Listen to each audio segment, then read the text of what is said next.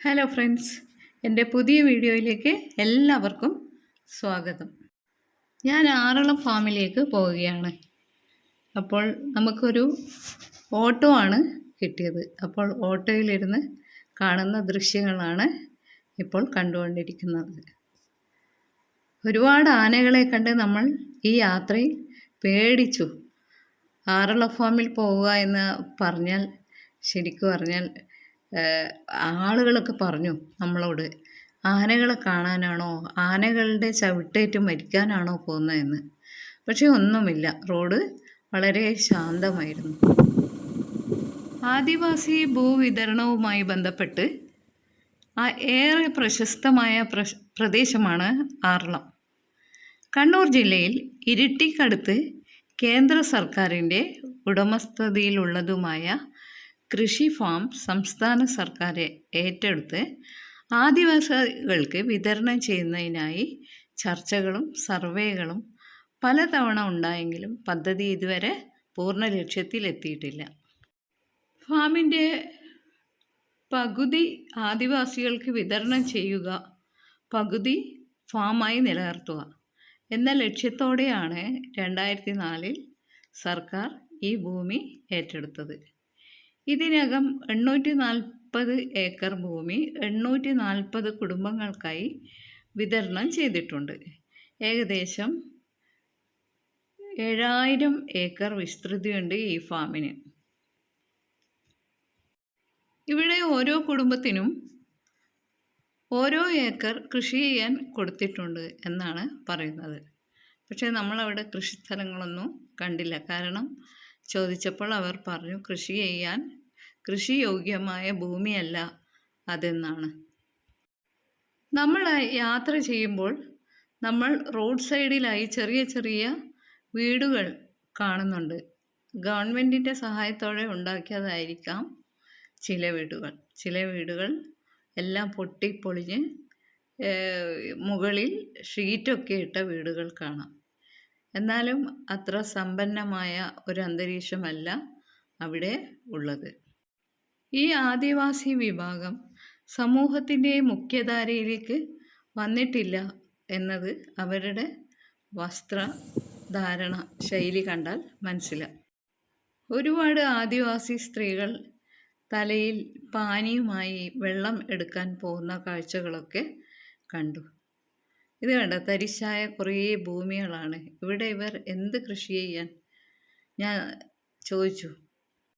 അപ്പോൾ അവിടുത്തെ സ്ത്രീകൾ പറഞ്ഞു, അവിടെ ആനശല്യമാണെന്ന്.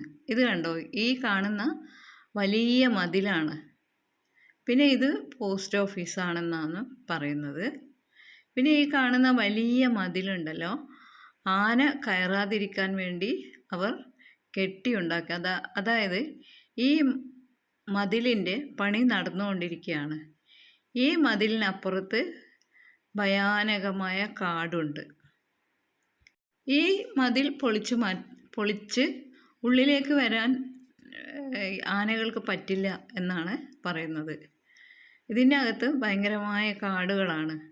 അപ്പോൾ ആനകളൊക്കെ ആ കാട്ടിലേക്കാണ് പോകുന്നത്. പിന്നെ കൊച്ചു കൊച്ചു വീടുകളൊക്കെ കാണുമ്പോൾ അവരുടെ ദൈന്യത നമുക്ക് മനസ്സിലാവും. ഇതിനകത്ത് കയറിയാൽ പശ്ചിമഘട്ടത്തിൻ്റെ ചില ഭാഗങ്ങളും പിന്നെ കുഞ്ഞു കുഞ്ഞു അരുവികളും എല്ലാം കാണുമ്പോൾ നമുക്ക് ഭയങ്കര സന്തോഷം തോന്നും. പക്ഷേ അവിടുത്തെ ദാരിദ്ര്യവും മനുഷ്യരുടെ ജീവിതശൈലിയും നമ്മളെ ദുഃഖത്തിലാഴ്ത്തും. ഒരു ഭാഗത്ത് ഭയാനകമായ കാടുകൾ, മറുഭാഗത്ത് വലിയ കുന്നുകളും മനോഹരമായ പ്രകൃതി രമണീയമായ ഒരുപാട് സ്ഥലങ്ങളും. ഈ കാണുന്നത് കാടുകളാണ്. അതിനകത്താണത്രേ ആനകളൊക്കെ താമസിക്കുന്നത്. ഇവിടെ എത്തുമ്പോൾ നമ്മൾ ഈ മതിൽ അവസാനിക്കുന്നു. ആനകൾ പുറത്തിറങ്ങിയാൽ ഫോറസ്റ്റുകാർ അവരെ പടക്കം പൊട്ടിച്ചും ശബ്ദമുണ്ടാക്കിയും കാട്ടിലേക്ക് കയറ്റുന്നു. ഇപ്പോൾ വേനൽക്കാലം ആയതുകൊണ്ടാണ് ഒരു ഉറവ ഇങ്ങനെ ഒഴുകുന്നത് നിങ്ങൾക്ക് കാണാം. ചിലപ്പോൾ ആനകൾ വെള്ളം കുടിക്കാൻ വരുന്ന സ്ഥലമായിരിക്കാം. അങ്ങനെ നമ്മൾ കാട്ടിലൂടെ ഇങ്ങനെ കുറേ സ്ഥലത്ത് പോകുമ്പോൾ ഞങ്ങളെ കൊണ്ടുവിട്ട ഓട്ടോറിക്ഷക്കാരൻ പറഞ്ഞു, ഈ ഭയാനകമായ ഈ കാട്ടിനുള്ളിൽ പണ്ടൊക്കെ മാവോയിസ്റ്റുകൾ ഉണ്ടായിരുന്നത്രേ. അതൊക്കെ പഴയ കഥയായിരിക്കാം. ഇപ്പോൾ ഇവിടെ പല പണികളും നടക്കുന്നുണ്ട്. റോഡുകളുണ്ട്. അധികം വണ്ടിയൊന്നും പോകാത്തത് കൊണ്ട് റോഡുകളൊക്കെ വൃത്തിയുള്ളതാണ്. അങ്ങനെ നമ്മൾ വീണ്ടും മുന്നോട്ട് യാത്ര ചെയ്തു. നമ്മുടെ യാത്രയിൽ ഏത് സമയത്തും കാട്ടിൽ നിന്ന് ആനകൾ വരാം. ഇതിനോടകം 16 പേരെ ആനകൾ കൊന്നിട്ടുണ്ട് എന്നാണ് പറയുന്നത്. കണ്ടോ, മനോഹരമായ ഈ അരുവിയൊക്കെ നമുക്ക് കാണാൻ രസം തന്നെ. പക്ഷേ ഇവിടെയുള്ള ആദിവാസികൾ ഓരോ നിമിഷവും പേടിച്ചാണ് ജീവിക്കുന്നത്. എപ്പോഴാണ് ആനകൾ അവരെ ആക്രമിക്കുക? രാത്രിയൊക്കെ ഭയങ്കരമായ ആക്രമണം ഉണ്ടാകാറുണ്ട് എന്നാണ് പറയുന്നത്. ഞാൻ ഓട്ടോക്കാരനോട് ചോദിച്ചപ്പോൾ അയാൾ പറഞ്ഞു, ഫാമാണോ കാണേണ്ടത് അതോ വൈൽഡ് ലൈഫ് സാങ്ച്വറി ആണോ കാണേണ്ടത്? അപ്പോൾ തൽക്കാലം നമ്മൾ ഫാം കണ്ടാൽ മതി. അങ്ങനെയാണ് ഈ റോഡിലൂടെ നമ്മൾ വരുന്നത്. പക്ഷേ ഈ ആറള ഫാമിൽ എപ്പോഴും നമ്മൾ ജാഗരൂകരായിരിക്കണം. എപ്പോഴാണ് ഒരു ആനക്കൂട്ടങ്ങൾ പുറത്തേക്ക് വരുന്നതെന്ന് പറയാൻ പറ്റില്ലല്ലോ. ഇപ്പോൾ നിങ്ങൾ കാണുന്നില്ലേ എന്ത് മനോഹരമാണ് ഇവിടുത്തെ കാഴ്ചകൾ. കാട് വളരെ ശാന്തമാണ്. ചുറ്റിലും പുഷ്പിച്ചു നിൽക്കുന്ന മരങ്ങൾ, ഒരു ഭാഗത്ത് മനോഹരമായ മലനിരകൾ. എല്ലാം നമ്മളിങ്ങനെ ഫോട്ടോ എടുത്ത് വീഡിയോ എടുത്ത് മുന്നോട്ട് പോയിക്കൊണ്ടിരുന്നു. എന്നാലും ഉള്ളിൽ ഭയമുണ്ടായിരുന്നു. പക്ഷേ പകൽ സമയമല്ലേ, പകൽ സമയം ആനകളൊന്നും അങ്ങനെ പുറത്തിറങ്ങാറില്ല, മറ്റു മൃഗങ്ങളൊന്നും പുറത്തിറങ്ങാറില്ല എന്നാണ് അവിടെയുള്ള നാട്ടുകാർ പറയുന്നത്. ഇതിൻ്റെ ഉള്ളിൽ അനേകം അരുവികളും ചെറിയ പുഴകളും ഒക്കെ ഉണ്ട്. പക്ഷേ ഈ കാട് മൂടിയിരിക്കുകയാണ് അവയെല്ലാം. ഇടയ്ക്കിടയ്ക്ക് ആദിവാസി കുടിലുകൾ എന്നാണ് പറയേണ്ടത്. പക്ഷേ അവർ ഇപ്പോൾ കല്ലുകൊണ്ട് ചെറിയ വീടുകൾ ഉണ്ടാക്കിയിട്ടുണ്ട്. അതും പണിതീരാത്ത കുറേ വീടുകളാണ്. പിന്നെ ഇനിയിപ്പോൾ നമ്മൾ പോകുന്നത് ആനകളുള്ള സ്ഥലത്തേക്കാണ്. അതായത് ഇത്തരം കല്ലുകളും പാറകളൊക്കെ ഇങ്ങനെയുള്ള സ്ഥലങ്ങളിലാണ് അത്ര ആനകളൊക്കെ ഉണ്ടാവാറുള്ളത്. നമ്മളിങ്ങനെ വീണ്ടും മുന്നിലേക്ക് പോയിക്കൊണ്ടിരിക്കുകയാണ്. പേടിയുണ്ടായിരുന്നു. പിന്നെ എന്താ, പകൽ സമയമല്ലേ എന്നൊരു ധൈര്യവും. ഇങ്ങനെ നമ്മൾ കുറച്ചുകൂടി മുന്നോട്ട് പോകുമ്പോൾ പടക്കം പൊട്ടിക്കുന്ന ശബ്ദമൊക്കെ കേട്ടു. പക്ഷേ എനിക്കൊന്നും മനസ്സിലായില്ല. എവിടെ നിന്നാണ് ഈ പടക്കം പൊട്ടിക്കുന്നത് എന്നിങ്ങനെ ആലോചിച്ച് നിൽക്കെ നമ്മൾ ഒരു പ്രത്യേക റോഡിലൂടെ മുമ്പോട്ട് പോയിക്കൊണ്ടിരുന്നു. അങ്ങനെ കുറച്ച് സമയം കൊണ്ട് ഏതാണ്ട് ഈ ആറള ഫാമിൻ്റെ ഒരുപാട് മുമ്പോട്ട് എത്തിയിരിക്കുന്നു. ഫാമിനുള്ളിലേക്ക് കടക്കാൻ ഒരുപാട് നല്ല റോഡുകളൊക്കെ ഉണ്ട്. നമുക്ക് നാട്ടിൽ കാണുന്ന പോലെയുള്ള എല്ലാം പൊട്ടിപ്പൊളിഞ്ഞ് കുണ്ടും കുഴിയുള്ള റോഡുകളൊന്നും അല്ലായിരുന്നു. പക്ഷേ ഒരു മനോഹരമായ സ്ഥലത്തെത്തിയാൽ നമ്മൾ ആസ്വദിക്കാറില്ലേ പ്രകൃതി ഭംഗിയൊക്കെ, അത്രയേ ഉള്ളൂ. പിന്നെ നമ്മൾ മുമ്പോട്ട് പോകുമ്പോൾ ഒരുപാട് ചെറിയ കുടിലുകളും അവിടെയുള്ള സ്ത്രീകളൊക്കെ നമ്മളോട് പറഞ്ഞു. അപ്പോഴാണ് ഫോറസ്റ്റ് ഡിപ്പാർട്ട്മെൻറ്റിൻ്റെ ഒരു വാഹനം അവിടെ നിൽക്കുന്നത് കണ്ട് നമ്മളോട് പറഞ്ഞു, മുമ്പോട്ട് പോകരുത്, ആന വരുന്നുണ്ടെന്ന്. അങ്ങനെ നമ്മൾ ആനകളെ പ്രതീക്ഷിച്ച് അവിടെ നിൽക്കുകയായിരുന്നു. അപ്പോൾ ഈ പടക്കം പൊട്ടിക്കുന്ന ശബ്ദം അടുത്തടുത്തായി വരുന്നുണ്ടായിരുന്നു. നമ്മളോട് ഫോറസ്റ്റുകാർ പറഞ്ഞു, വളരെ ശ്രദ്ധയോടെ നിൽക്കണം, പെട്ടെന്ന് ആന എങ്ങോട്ടാണ് ഓടുക. അവിടെ നിൽക്കുമ്പോൾ അവർ കുറേ കാര്യങ്ങളൊക്കെ നമ്മളോട് പറഞ്ഞു. ഈ ആനകളൊക്കെ ഒരു വഴിയിലൂടെ മാത്രമേ പോകാറുള്ളൂ. കാടിൻ്റെ പല ഭാഗത്തൂടെയൊന്നും അവർ പോകാറില്ല. അതായത് അങ്ങനെയുള്ള സ്ഥലത്തിനെ ആനത്താരി എന്നാണ് പറയുക. അങ്ങനെ നമ്മൾ വീണ്ടും കുറച്ച് സമയം കൂടി നോക്കി നിന്നു. വേഗം പുറകിലേക്ക് ആനയെ കണ്ടാൽ പുറകിലേക്ക് ഓടിക്കൊള്ളണം എന്ന് അവർ മുന്നറിയിപ്പ് തന്നിരുന്നു. അങ്ങനെ നമ്മൾ അവിടെ കുറച്ച് സമയം നിൽക്കുകയായിരുന്നു.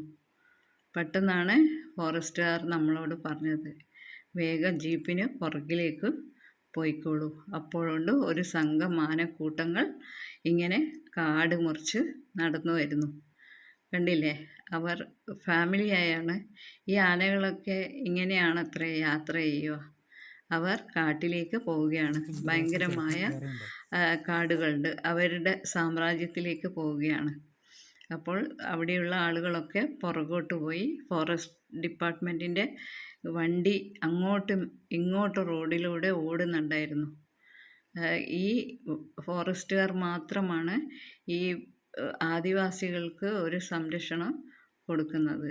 അല്ലെങ്കിൽ പകൽ സമയം പോലും ആനകളുടെ ആക്രമണം ഉണ്ടാകാറുണ്ടത്രേ. എന്ത് കഷ്ടമാണില്ലേ ഇവിടെയുള്ള ജനങ്ങളുടെ ഒരു പരിതാപകരമായ അവസ്ഥ. ഇത് കഴിഞ്ഞ് നമ്മുടെ വണ്ടിക്കാരൻ മറ്റൊരു വഴിയിലൂടെ യാത്ര ചെയ്യുകയായിരുന്നു.